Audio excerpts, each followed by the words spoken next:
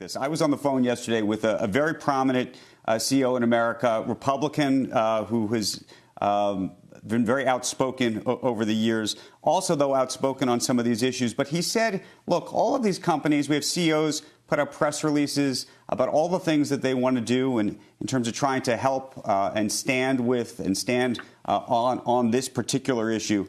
But this CEO said, ultimately, this is as much a political issue as it is anything else, that if African Americans can't go to work in the morning and can't go home at night feeling like they're protected, that you have a bigger problem. That's a political problem.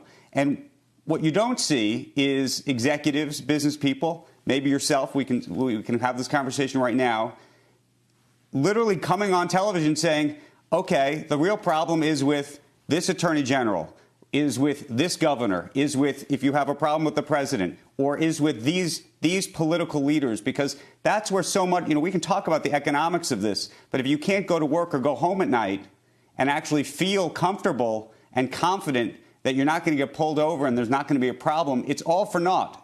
And the question is why you don't believe that business executives, or what the role of a business executive should be publicly in terms of calling these issues out, really calling them out on television, if they're going to come on the air and make these proclamations about where they say they stand.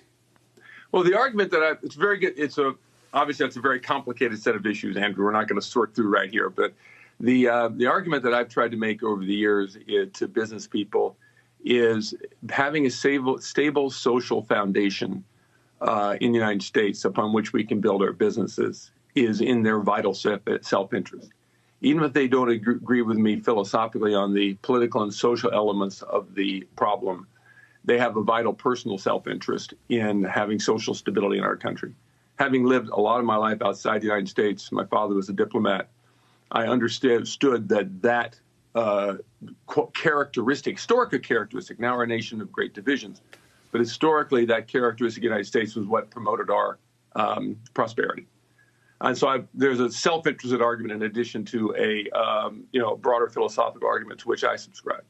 That's kind of point one. Point two is I think the insight inside of what you just articulated is important, because political equality, fairness before the law, and economic equality are all one thing in this community.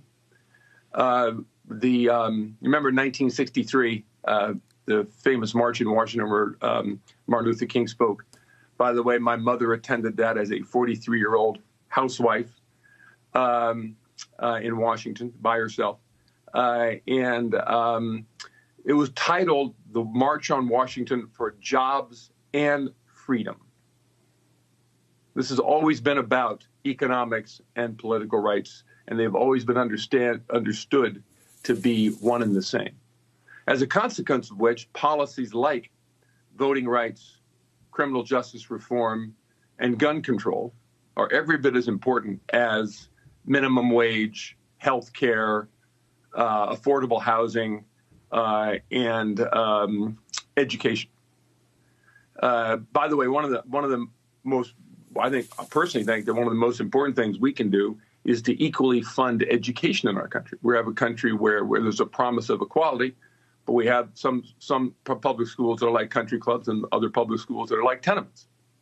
But there's a whole range. We have to approach this that's going to, I think, number one. So the second thing I would say very quickly in answer to your question, Andrew, is that business people tend to focus on this in the moment. Business people are deeply incented by their companies to focus on the profitability of the business.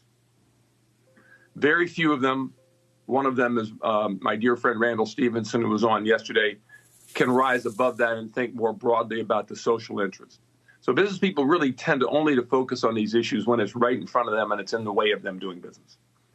So that's why you don't see the continuous application of their energies and capital to this problem. Maybe now we finally have it in front of us that we can do it.